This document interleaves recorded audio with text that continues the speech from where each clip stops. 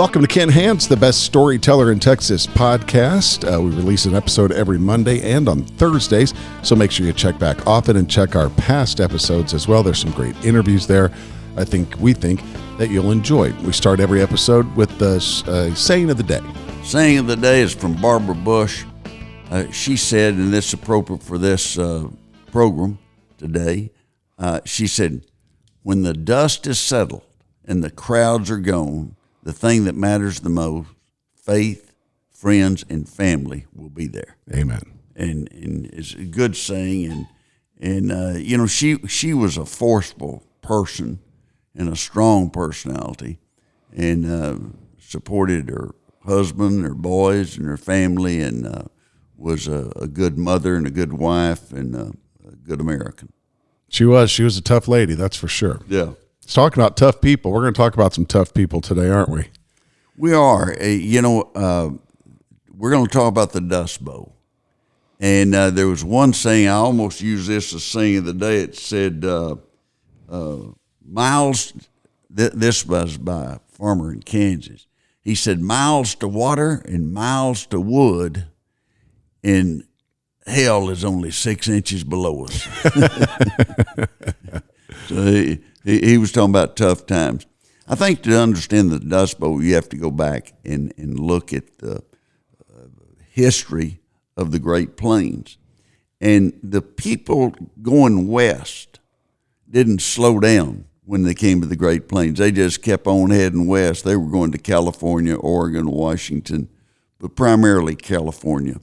And in the Great Plains, you know, they had the covered wagons were called prairie schooners because if you've ever been in the grasslands in the Texas Panhandle or in any of the states in the Great Plains area, it looks like a sea. You know, you'll have grass, native grass, buffalo grass that may be 2 to 4 feet tall. And when the wind's blowing, which is all the time, it looks like an ocean. Mm-hmm. And when those covered wagons be going west, they called them prairie schooners. And so they didn't slow down. In the last area of the United States that was settled was the Great Plains. Mm-hmm. And if you take, say, from Midland and Abilene all the way to Minot, North Dakota, that was the last area. And in 1900, there'd been a homestead. You could homestead for 320 acres, and they changed it and moved it up to 640. So you could get a section of land, and some would have relatives, and they'd get others. And in a section of land that seemed like a lot, and they started filling in, and the real growth in those places took place after 1900. And they'd go out, and the wheat was pretty easy to take care of, and they'd plant wheat in late August, September, and they'd go back and harvest it in June. And so they had what was later determined in the 20s, suitcase farmers. They'd have people from Kansas City and Chicago and Little Rock and, you know, St. Louis that would they would get a section of land, or that would buy some land pretty cheap, and they'd go out and with, you know, with the machinery that they were having with tractors and everything, you weren't farming with a mule. Mm-hmm. You know, you could plow and deep break a section of land and then plant it, and then wait and see how it went. And at the time, they were getting like $4 a bushel. You know, they were getting about the same thing they're getting now in some instances. And then they got to planting more. And what would happen is they saw those prices go up, suitcase farmers come along, or people would come in and get, you know, homestead, and they'd break out a section of prairie land. And so the prairie land was held together with buffalo grass. And then after they started breaking it up, it was held together by wheat during the right seasons and when you had enough moisture, enough rainfall. And there were groups, there towns that were named after different people from Germany and Russia. And there was a group of Germans that refused to pay taxes in Germany, and they also refused to fight in the war and didn't fight in World War I and refused. And they had moved to Russia, and they didn't have much. And when they found out that you could get a section of land in the United States, they moved, and the railroads were advertising. And they were saying they were building a town every 12 miles. And and they did that in some instances, and most of them failed. And but they had brochures, and the brochures would have background of the Rockies, and I hate to say it, but from Lubbock, Amarillo, and Dodge City, Kansas, you cannot see the Rockies from there, unless you're looking at a photograph. And but they moved with hopes, with high hopes, and they did so, and brought their families and brought others with them. And they got here, and they didn't have enough money to go back. And so they had to make it work. Well, some of them got here in the early 20s, and they thought they had died and gone to heaven because they were making so much money, and they could pay for things. They could build houses. Now, the ones that started in the 1900s, they were living in dugouts or in sod houses. A dugout was thought to be better because you'd be 4 feet below ground, and then you'd have sod bricks above that. And so your insulation was better. It was cooler in the summer, and it maintained heat in the winter.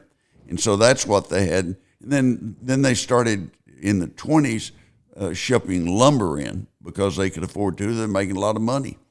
And then in the late 20s, you had the stock market crash, and it shouldn't have affected anyone.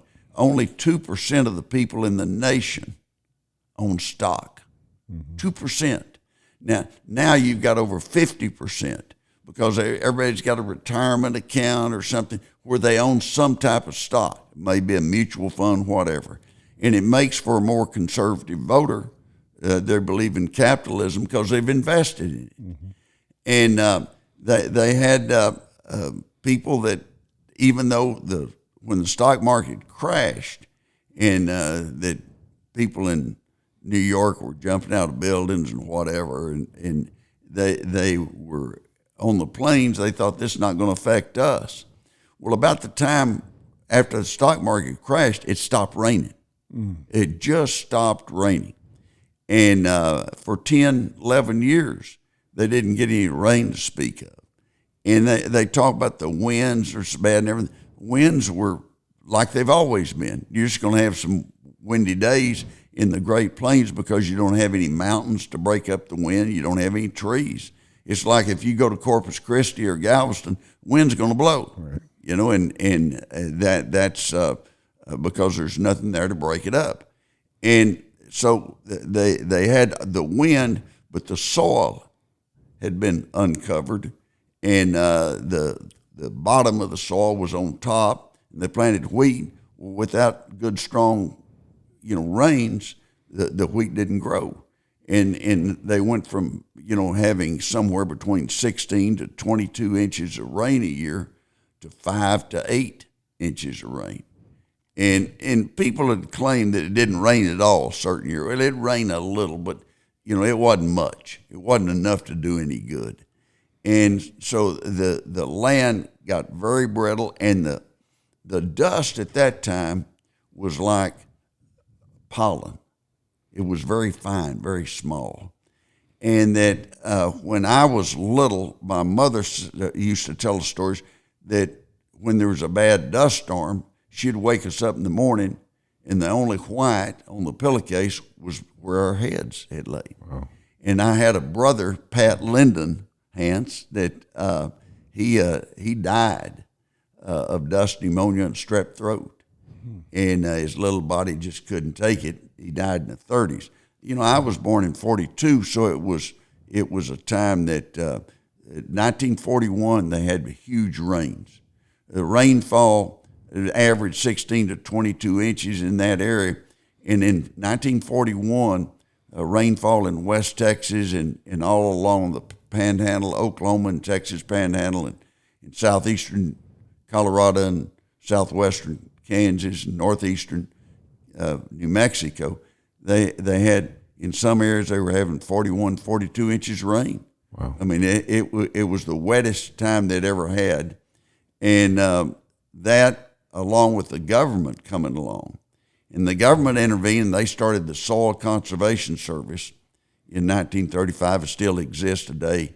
It helps people have good farming methods so they won't tear up the land and cause another disaster. The type of farming during the Depression, they had the AAA that helped plant trees. They planted over 200 million trees. And between Brownfield and La Mesa, Texas, out in West Texas, there used to be rows of cedar-type trees that windbreaks, and that the farmers had those trees planted. There's not as many as there used to be, but there used to be is quite abundant, the number of windbreaks. And the number of windbreaks throughout the Great Plains that were planted by the government trying to save the problems that they had of the dust and the blowing dust. That on April the 14th in 1935 is a beautiful Sunday, and everybody got up and went to church, and then you could see it coming, and it was black. It looked like a black cloud, and when it hit, you couldn't see anything. No one could drive or anything.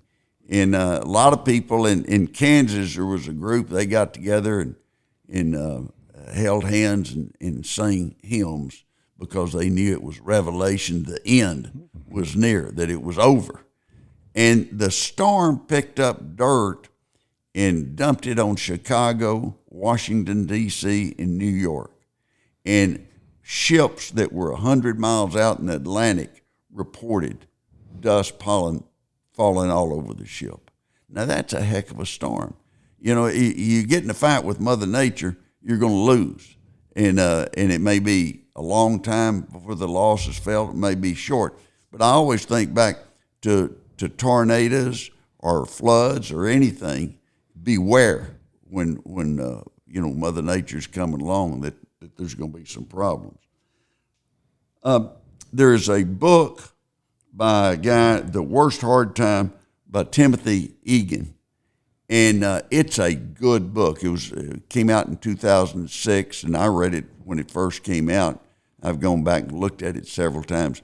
He talks about the epic center of the Dust Bowl being in the area between Boise City, Oklahoma, and Dalhart. And a lot of you remember Boise City's the one that I told the story about, that they had, there was an Army Air Base in Dalhart, and they were practicing bombing runs, and they got off line and they bombed Boise City. And the sheriff in Boise City wrote to the Oklahoma State Highway Patrol and said, and the letter said, "Japs have bombed Boise City, send help."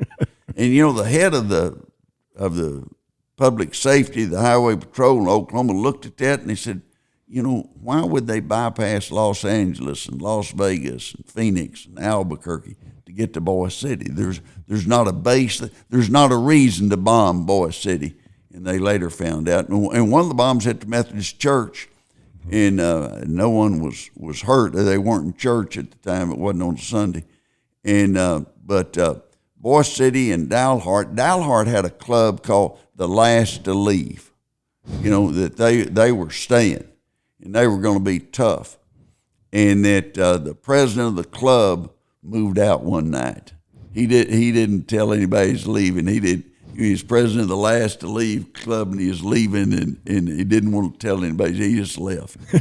And that hurt the stability of the Last to Leave club. But the estimates are that 250,000 people from the area. The areas, it's if you drew a circle around, and it'd be the Texas Panhandle and South Plains, and then western Oklahoma and the Oklahoma Panhandle, and southwestern Kansas, southeastern Colorado, and northeastern New Mexico. That was the epicenter of the Dust Bowl. And the number of people that left was, the lowest estimate is 250,000. 250,000 people is a lot of people. And the highest estimate was 1 million. 1 million people. There were 3 million people lived in the area, and by the 1940, there was 2 million. They had moved on, and they moved to Oklahoma, and they were, if you were from Amarillo or Lubbock or Dodge City or Lamar, Colorado, or Clayton, New Mexico, you were called an Okie. Didn't matter. Anyone escaping the Dust Bowl was considered an Okie, and they weren't treated well in California. They were not received with a lot of fanfare. A friend of mine, Bill Thomas, I served in Congress with on the Ways and Means Committee. He later became chairman of the Ways and Means Committee, and his grandparents were Okies, and they went to Bakersville. You know, Bakersville has got oil production, got farming, and it's more like the area they came from. I mean, they didn't head to downtown L.A. or San Francisco, but they filled a lot of places, and his grandparents were hit with the image of being Okies, but they lived, and their grandson wound up being the congressman for the area, which shows what a great country we have. And there's never been an environmental disaster in the United States like this. And it gets mentioned. Sometimes in history books, it gets a paragraph or two. But it had a huge impact on this country in the number of people that moved, the change in farming, the change in the type of farm products that you grew. And wheat was number one, but it dropped after that because cotton came in the southern part of the Great Plains, and now cotton, you go cotton up to the Texas Panhandle all the way to the Oklahoma Panhandle because they've got drought-resistant cotton, and cotton takes a lot less water. Throughout Kansas and a lot of places, they still grow a lot of wheat, but they grow a lot of corn, which takes more water, but they have more rainfall than the neighbors to the south. This was something that the president, Texas, had a lot of clout in Congress, and so did Oklahoma. And Roosevelt was president, and he came up with the different WPA and the AAA and different programs to help try to stabilize things. Now, in Tim Egan, in his book, he went back to different libraries and museums in little towns. And there's, the little towns are just dying in many places in Great Plains, and their population is less than it was 100 years ago in some of the towns and cities. And he went to those areas and looked at letters that people wrote and diaries that they kept. And it's a good book. I would recommend if you have any interest in the Dust Bowl or the Great Plains to look at it, because it was something that was huge, and that the public overcame, but it was still very, very sensational. It sounds like one of those things that the government responded very well to. They did. They probably created the problem because they were trying to get people to live there. Mm-hmm. And they said, well, we'll give you a section of land. It went from 320 acres and it hit just right because they started getting a lot of rain and a lot of moisture, and all of a sudden people were having tractors. And it wasn't like you had a team of mules and, you couldn't farm huge areas. People could farm big areas. And so the combination of all those factors, plus then the Depression came along, and then wheat prices fell, and it didn't rain. Mm-hmm. And so it was a disaster that was lurking around and finally came home. You know, during that period of time, one of the great quotes by any president was Roosevelt, and he said this during the Dust Bowl, during the Depression, and during the start of World War II, and that is the only thing we have to fear is fear itself. And one time I was watching the Beverly Hillbillies, and Jethro Bodine said the only thing we have to be afraid of is afraid of itself. and they were saying, boy, somebody ought to write that down. And I thought, you know, if they're going to write it down, they need to write it down quickly and have it correctly, rather than the only thing we have to be afraid of is afraid of itself. I always got a chuckle out of that. Another thing came out with The Grapes of the Wrath, the book, Steinbeck. Mm-hmm. You know, in the first of that book, if you open up and write the book, the guy picks up a hitchhiker down by McAllister, Oklahoma, and he picked him up. That's when you had hitchhikers, people pick them up, and especially during the 30s. And then the 20s, everyone didn't have a car.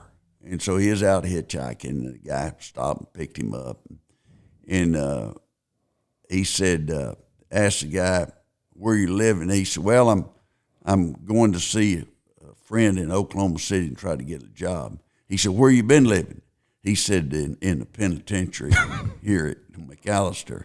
And he said, oh, really? He said, what were you in jail for? And he said, homicide. And the guy started talking about, well, you know, a lot of people get framed and, you know, trying to. The guy said, no, I killed the guy. And I always think back to that, somebody picking up a hitchhiker. What'd you do? Well, homicide. It's like the young man from Birdville High School that would jump freight trains and went from Dallas to Los Angeles. And then another time he came back from Denver into Dallas and got arrested. And, you know, I mean, you can get arrested for hopping a train. And he got arrested, and they put him in jail. He was in the big runaround, and they asked him, you know, this guy asked him, what are you in jail for? And he said, I was riding a train, illegal to ride. And the other guy that's been in jail a long time, he didn't realize that it's illegal to ride the train. And so this kid asked him, so what are you in jail for? And he said, the Big M. And this kid said, well, you know, I've tried marijuana. And I said, no, murder. And he went, oh, okay. And we kind of stayed away from him after that, and didn't think that it was that good of a deal. Jumping subjects, there was a fella that got an interview, and the interview was his dream job that he was talking about. And later at the end, he found out he was interviewed by artificial intelligence, and he didn't get the job. But artificial intelligence, a lot's happening. And I mentioned before that the case came up in the last few weeks where a lawyer cited 6 cases in their brief that did not exist. And they had put in Chat GPT, and it brought up some cases, brought up one from 1898 that never happened. And the other people on the other side pointed out there's 6 cases, we can't find them. And the lady that wrote the brief finally admitted that she had used, you know, a little artificial intelligence, and she got sanctioned. And, you know, it's still young, people. Mm-hmm. You know, don't bet the farm on artificial intelligence, or at least don't bet the brief on it. That's not a. Or at least check your work. Yeah, check your work. In Stupid Criminals this week, we had there was a raid on a massage parlor, and there was a teddy bear, and they got the teddy bear and started punching around on it, and they found $600,000 inside the teddy bear. That should have been called a money bear, you know. And it also word came out, we're doing a lot more to stop and slow down smoking among young people. In 1997, 24.6 of the 12th graders smoked. That's all 1 in 4. and by 2023, 0.7, not even 1% smoked. That's the good news. But the bad news, during that period of time, 5.8% had been involved in vaping.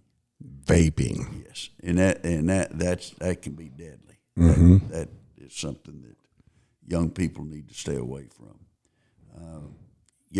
Going back on the Dust Bowl, I had my brother died of dust pneumonia and strep throat, and he was 9 months old, and he died in the 30s. He would have been older than me, and that my mother really never got over that, and that he died in her arms, and that his lungs and his throat, the dust had just, destroyed him. And he was little and could not make it. And so it was a huge event. And but the 2 million people that stayed, now those are some tough people. They had to be tough. And that their houses, were filled with dirt, and you didn't have insulation like you've got now. And it just blew through, and that dirt pollen, that's what they call it, dirt pollen, that it was everywhere and made it very difficult. Those are some tough people. Oh, they had to be tough, and they had to, they had to have a strong faith that there was a future out there someplace. And I think back to them, that the people that started, Texas Tech probably couldn't have started at a worse time in 1925. And then, they just get going, and the Depression hits, and you have the Dust Bowl. They're right there in the middle of it. And so they survived some tough times.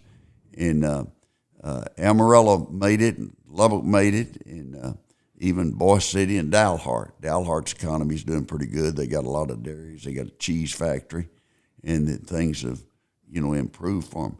They went through a tough time, and I always laugh about it, but it's kind of sad that the last to leave organization, the guy sneaked out in the middle of the night. He fled the scene. In closing, Barbara Bush said, when the dust settles and the crowds are gone, the things that matter the most, faith, friends, and family will still be there.